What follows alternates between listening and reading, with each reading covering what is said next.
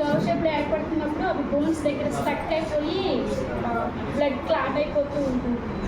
ఆ క్లాట్నెస్ అయిపోతూ ఉన్నప్పుడు వాడికి బాడీ మొత్తం ఏమవుతుందంటే పెయిన్స్ వచ్చేస్తారు, విపరీతమైన పెయిన్. ఆ పెయిన్ ఇంకా చాలా తట్టుకోలేవు, అలాంటి పెయిన్ వస్తుంది.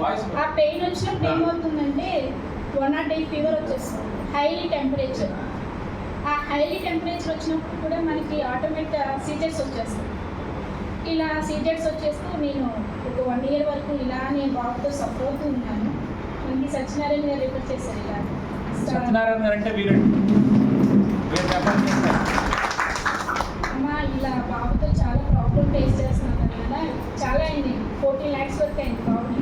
అంటే ఇలా వస్తున్నప్పుడల్లా ఏమంటే రెండో హాస్పిటల్కి తీసుకెళ్తాం, రావటం, బోన్స్ మీద పడతాం. ఆల్రెడీ ఆపరేషన్ కూడా అయింది బాబు, కాలు సివియర్ అయ్యి ఆయాస్ వచ్చేసింది బాబు బ్రీత్ తీసుకోలేక చాలా సఫర్ అయిపోయింది. మనం సచ్చినారు గారు ఇక్కడ చేసి ఇలా తీసుకున్నానా బాగుంటుంది, మంచిగా ఉంటుంది, ఏం ప్రాబ్లం ఉండదు, నువ్వు కొంచెం వాడు అనేసి అన్నది. సర్లే అనేసి నేను తీసుకొని 3 months వాడినాను.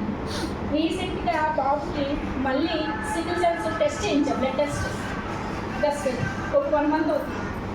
సిక్లింగ్ అనేది వచ్చిందండి. సిక్లింగ్ అనేది కంపల్సరీ. ఆ సిక్లింగ్ ఏర్పడినప్పుడు ఏమవుతుందంటే బాబు సిక్ అయిపోతాడు. ఆ సిక్ అయిపోయినప్పుడు కంపల్సరీ బోన్స్ మీద స్టక్ పడిపోతుంది. కానీ సిక్లింగ్ వచ్చిన వాడి బాడీకి ఇమ్యూనిటీ పవర్ అనేది తగ్గకుండా ఈ V4 అనేది మాత్రం చాలా యూజ్ అయింది. సిక్లింగ్ అనేది ఏర్పడిన ఖచ్చితంగా చెప్తున్నానండి, చాలా యూస్ఫుల్గా ఉంది. నేను చాలా మందికి చెప్పుకుంటున్నాను. దానివల్ల వాడి బోన్స్ కూడా స్ట్రాంగ్గానే ఉంటుంది.